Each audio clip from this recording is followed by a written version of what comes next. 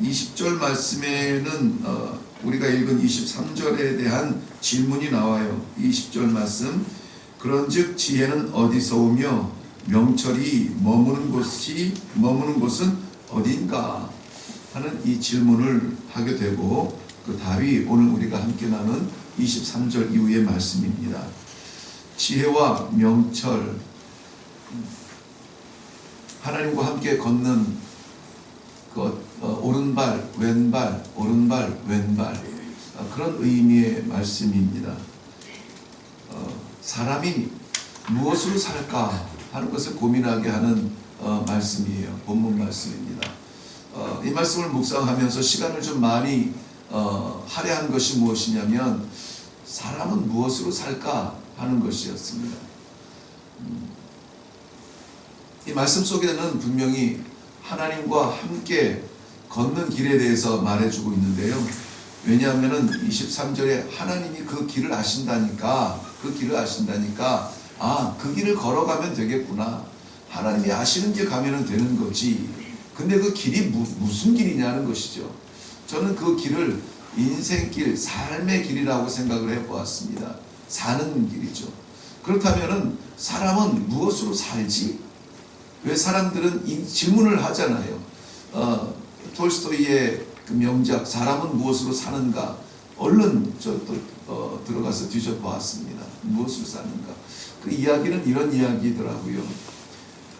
아주 가난한 구두수선공 시몬이라는 사람의 가정과 또 미하엘이라고 하는 낯선 청년의 이야기입니다. 그 가난한 구두수선공의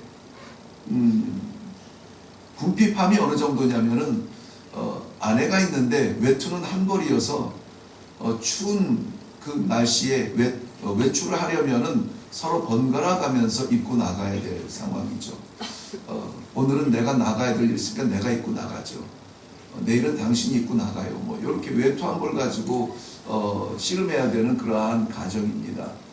그래서 소원이라고는 그저 외투 한 벌 더 사는 것이었어요.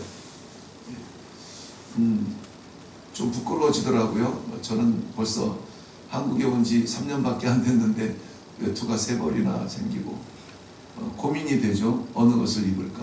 근데 아무튼 그 가난한 구두수선공 시몬에게는 한 벌의 외투를 가지고 씨름하고 있었습니다. 그래서 돈을 모으죠. 3루블 정도 모았습니다. 그리고 이웃에게 빌려준 돈 5루블이 있으니까 그거면은 외투를 살 수 있겠다. 받을 기대를 가지고 나아갑니다. 나가는데 이웃들이 약속했던 그 빚진 돈을 갚질 않아요. 큰 돈은 아닐 것입니다. 외투 한 벌 살 정도니까는. 그래서 어쩌지 외투를 사려고 나왔는데 주머니에 보니까는 그만큼의 돈은 되지 않고 이웃들은 갚지 않고, 그래서 어쩔 수 없이 그 가게에 들어가서 외투를 고르고, 제가 있는 것이 이것밖에 없는데 나머지는 받으면 꼭 갚겠습니다. 그런데 불행히도 주인은 외상으로 주지 않아요. 외투 한 벌, 부인을 위한 외투 한 벌 살 수 없는 신세를 한탄하며 그 데포짓으로 주려고 했던 그 돈으로 술을 마시고 거나하게 취하고 집으로 가는 길인데, 예배당 귀퉁이에 사람의 형체 같은 것이 쓰러져 있습니다. 깜짝 놀라서 보니까는 속옷만 입고 벌벌벌 떨고 죽어가는 한 청년이 있습니다. 아이고, 나보다 더한 사람도 있네. 지나가려고 했지만은 왠지 그냥 지나갈 수가 없어서 겉옷도 없는, 외투가 아니라 겉옷도 없는 속옷 한 벌 걸치고 죽어져가는 그 청년을 그 추운 겨울에 버려둘 수가 없어서 어깨에 의지하게 하고는 집으로 데려갑니다. 아내는 난리가 났죠. 지금 우리 형편에 데리고 오면 어떻게 하냐고, 당장 내보내라고. 하지만 그러나 결국 아내도 얼마 남지 않냐는 음식을 해서 그 청년을 대접을 합니다. 그 음식을 먹으면서 이 청년이 미소를 지어요. 의미 있는 미소입니다. 그리고는 시몬의 집에 머물게 됩니다. 그냥 머물 수는 없으니까는 기술을 배워서 자기도 수선을 하면서 도와주겠다고 그 구두를 수선하는 그런 기술을 배우는데 실력이 남다르지 않습니다. 남다르다고 해야 되나요? 남달라요. 습득하는 속도가 빠르고 실력이 좋습니다. 소문이 납니다. 어떤 부자 청년이 와서 아주 고가의 좋은 가죽을 들고 옵니다. 이것으로 내가 신을 수 있는 멋있는 부스를 한번 만들어 주시오 하고는 딱 맡기고 돌아가는데, 미하엘이라고 하는 이 청년이 그 모습을 보면서 씩 웃어요. 나가면서 이 청년은 낮은 문지방에 머리를 쾅 부닥치면서 아이고 재수없어 하고 나갑니다. 근데 그 모습을 보면서 이 미하엘이라는 청년이 웃는 미소에는 의미가 있습니다. 그런데 얼마 지나지 않아서 한 낯선 아주머니가 쌍둥이 두 아이를 데리고 오는데, 이 아이들을 위하여서 예쁜 신발을 좀 만들어 주세요 하고 데리고 오는데, 그 아이들과 아주머니를 번갈아 이렇게 보면서 이 청년은 세 번째 미소를 짓습니다. 이 청년의 미소에는 의미가 있습니다. 이 청년은, 미하엘이라는 청년은 사실은 천사였습니다. 하나님께서 방금 태어난 이 쌍둥이의 어머니, 그 어미 연민의 정을 가지고 저희 여인이 더 이상 고생하는 것보다는 데리고 오는 것이 낫겠다. 가서 데리고 와라. 근데 이 청년이, 이 천사가 그 쌍둥이 아이를 보면서 그 어미를 떼어놓을 수가 없어서 실패를 하고 돌아갑니다. 못 데리고 왔습니다. 그 하나님은, 신은 이 천사에게 벌을 주죠. 사람의 몸을 입고 사람의 세계로 추락하여서 떨어뜨린 곳이 바로 예배당 구석이었습니다. 거기에 세 가지 임무를 주어요. 네가 다시 돌아오려면 이 세 가지 숙제를 풀어야 한다. 무엇이냐면, 사람들 마음속에 있는 것이 무엇인지 한번 찾아봐라. 그리고 사람들이 정말 모르는 것, 알지 못하는 것이 무엇인지 찾아봐라. 그리고 세 번째는 사람들이 무엇으로 사는지 한번 찾아봐라. 세 가지 숙제를 내주었는데, 첫 번째 숙제를 언제 해결하냐면은, 자기들도 볼품없는 삶을 살면서 이 낯선 나그네 청년에게 얼마 남지 않은 음식을 제공하는 그 아름다운 모습을 보면서, 사람들이 사는 것은 재물이 많아서 사는 것이 아니구나. 뭐가 많아서 사는 것이 아니라 그저 마음속에 있는 사랑으로 사는구나. 사람들의 마음에 감춰져 있는 사랑을 발견하며 미소를 짓습니다. 그 다음 두 번째, 이 청년이 찾은 답은, 부자 청년이 와서 자기를 위해서 멋진 부스를 만들어 달라고 돌아가는 그 모습을 보면서 미소를 짓게 되는데요. 그 청년이 나가면서 문지방에 꽝 부닥치고는 재수없어 하고 갔잖아요. 갔는데 그만 그 길로 오래가지 않아 죽게 됩니다. 그리고는 그의 미망인이 이 수선공 미하엘에게 찾아와서 맡긴 그 가죽으로 자기의 예쁜 샌들을 만들어 달라고 주문을 해요. 그러니까 내가 이 멋진 가죽으로 멋진 샌들을 멋진 부츠를 신으면서 거닐 것을 생각하면서 살았지만, 정말 자신이 어떠한 길로 가는지 모르고 살고 있구나. 사람들에게 부족한 것은 이 자신의 길을 알지 못하는 그러한 능력이 없음도 모르면서 많이 가졌다고 그렇게 살고 있구나. 정말 뭐가 필요한지도 모르고 살고 있구나. 깨달으면서 미소를 짓게 돼요.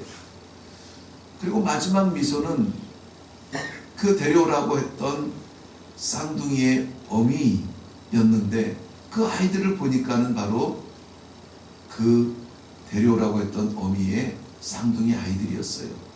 이 여인을 데려가기 위하여서 일으키던 순간에 불썩 넘어져서 이 아이가 다리를 절게 되는데, 그 쌍둥이 아주머니가 데려온 아이를 보니까는 다리를 하나 절고 있는 것입니다. 그런데 그렇다면 이 아이들을 키우고 있는 것은 어미가 아니라 한 여인에 의해서 키워지고 있는데 사랑으로 길러지고 있음을 보게 됩니다. 그러면서 결국 사람은 무엇으로 사는가? 사랑으로 살아가는구나 하는 것을 깨닫는 그러한 이야기였습니다. 오늘 본문에서는 사람들이 살아가는 것이 무엇인지에 대해서 이야기해 주는 내용이 28장에 담겨져 있습니다. 28장 1절부터 11절 말씀에 보면은 1절만 한번 제가 볼게요. 28장 1절 보면은 은이 나는 곳이 있고 금을 재련하는 곳이 있으며, 사람들이 무엇으로 사는지 은과 금과 철과 그러한 것들, 필요한 것들을 찾아내는 자리는 잘 알아요.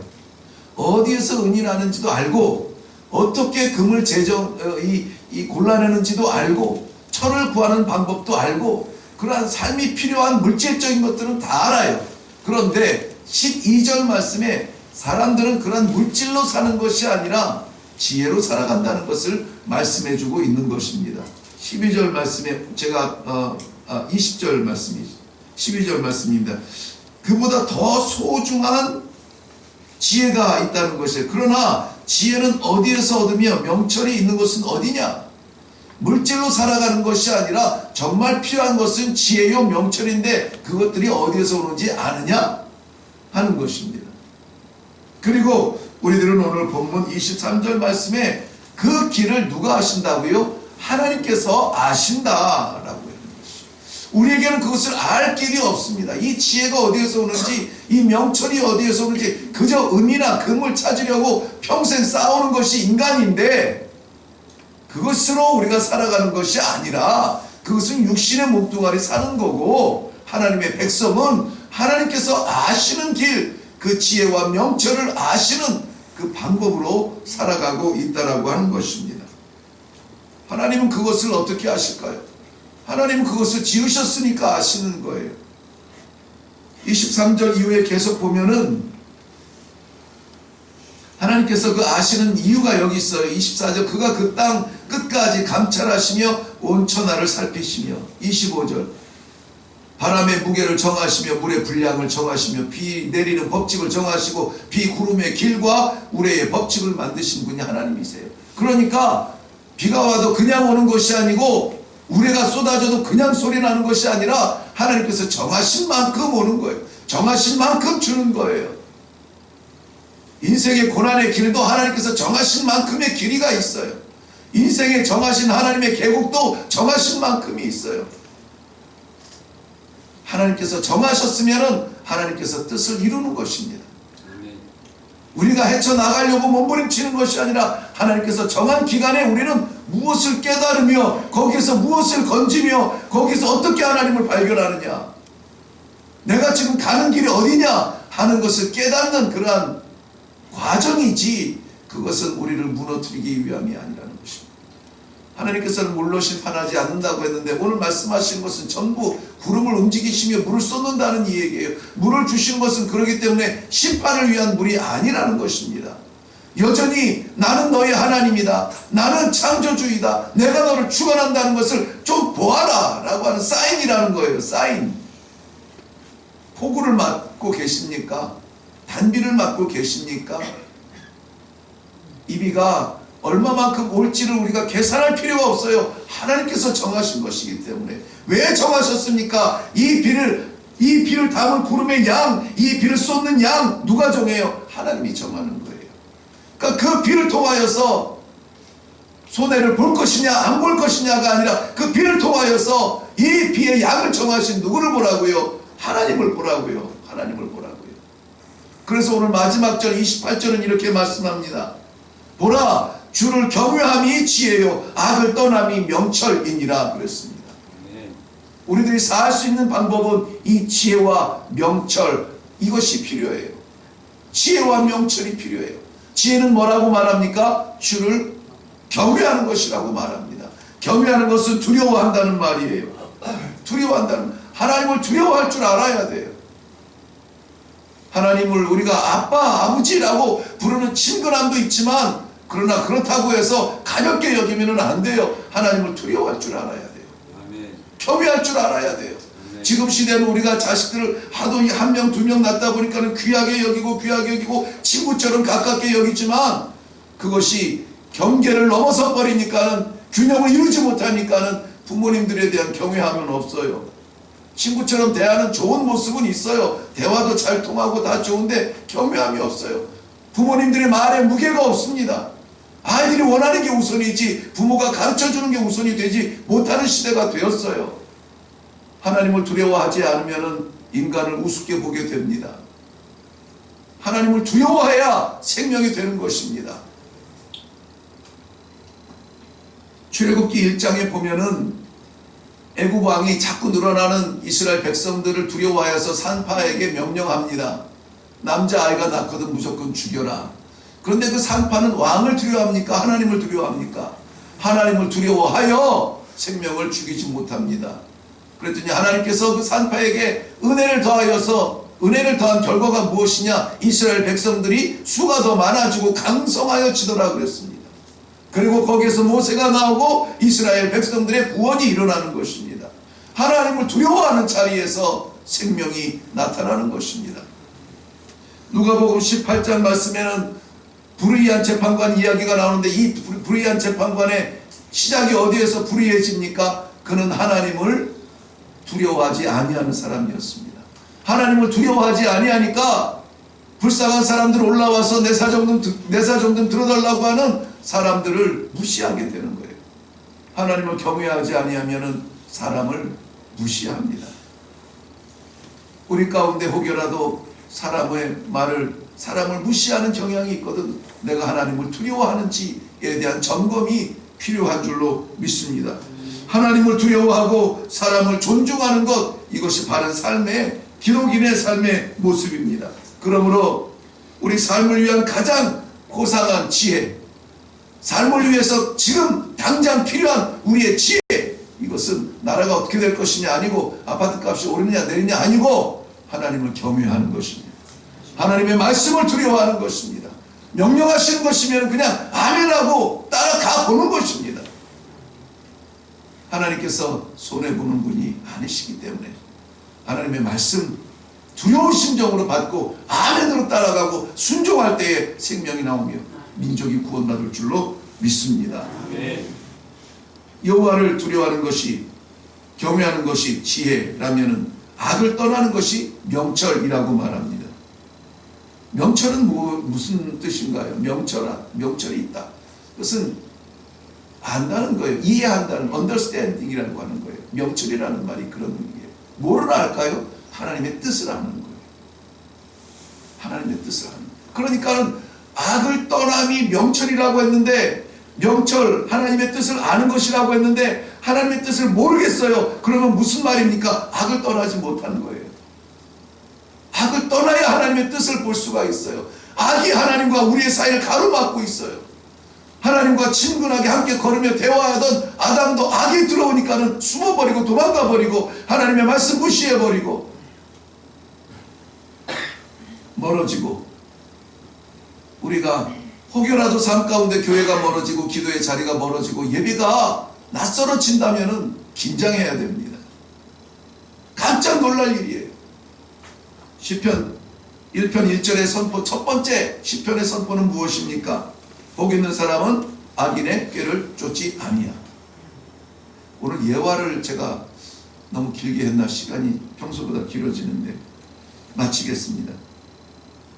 다른 방법이 없습니다.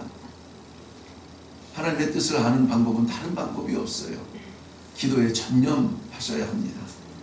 예수님께서 가르쳐 주신 기도에도 우리를 시험에 들게 하지 마시고 다만 악에서 구하옵소서 그랬어요.